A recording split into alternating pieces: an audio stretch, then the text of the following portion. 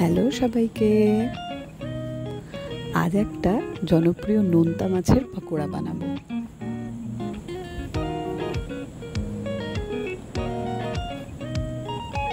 এটা হলো লোটে মাছের পকোড়া।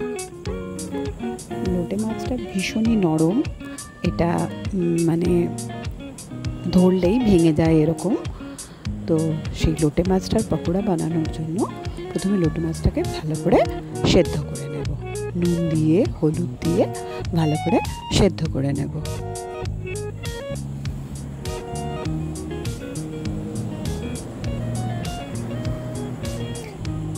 লোটে মাছটা নোনতা মাছ, কিন্তু খেতে খুবই সুন্দর, খুবই সুস্বাদু। আর লোটে মাছের ঝুড়ি খুব ফেভারিট, একটা ফেমাস একটা রেসিপি, কিন্তু লোটে মাছের পকোড়াটাও খুব টেস্টি হয়। তো মাছটা সেদ্ধ হয়ে গেলে জল ঝরিয়ে নিয়ে, জলটা ভালো করে ঝরিয়ে নেওয়া দরকার। তারপর তার থেকে কাঁটাগুলো বেছে নেব ভালো করে।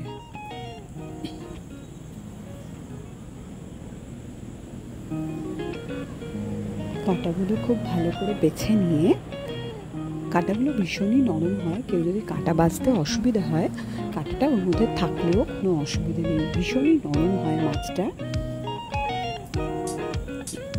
এবার তার মধ্যে লঙ্কা গুঁড়ো, হলুদ গুঁড়ো, কাঁচা লঙ্কা, আদা রসুন, অল্প একটু বেসন, চাল গুঁড়ো, চাট মশলা, একটু লেবু, একটু কাসুরি মেথি, ধনে পাতা থাকলেও ধনে পাতা দেওয়া যায়। চাল গুঁড়োটা বাইন্ডিংসের জন্য দেওয়া হয়, তার ফলে এটা টাইট হয়। এবার প্রয়োজন মতো ব্যাটারটা মেখে নিতে হবে, এবং প্রয়োজন মতো ব্যাটারটার মধ্যে আরও বেসন অ্যাড করে নেওয়া যায় যতটা প্রয়োজন। তো এই মাছটা বেশিক্ষণ মেখে রেখে দিলে খুব পাতলা নরম হয়ে যায়, তার ফলে ভাজতে অসুবিধা হয়। তো তেলটাকে প্রচণ্ড গরম করে, খুব হাই ফ্লেমে তেলটাকে খুব গরম করে নিয়ে তারপর এটাকে ছাড়তে হয়, এবং একদম শেষে পেঁয়াজটা দিলে ভালো হয়, কারণ পেঁয়াজটার মধ্যেও একটু জল থাকে, তার ফলে পেঁয়াজটা একদম শেষে দিয়ে ভালো করে মাখিয়ে নিয়ে তারপর গরম তেলের মধ্যে বড়ার আকারে গুঁড়ে ছেড়ে দিলেই রেডি হয়ে যাবে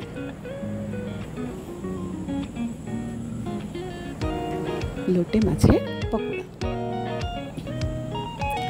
এটাকে খুব ধৈর্য ধরে লো ফ্লেমে খুব ভালোভাবে উল্টে পাল্টে ভাজতে হবে,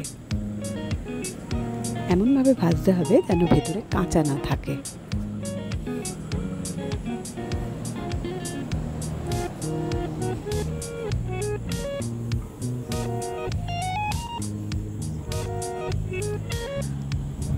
এটা যেহেতু নোনা মাছ এবং খুব নরম মাছ, খুব তাড়াহুড়ো করলে এটা ভেঙে যেতে পারে মাছটা।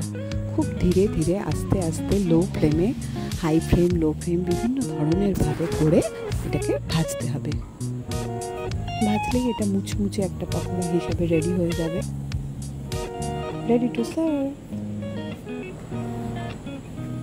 বিকেলের জলখাবারে বা টিফিনে এটা খুবই টেস্টি একটা পকোড়া।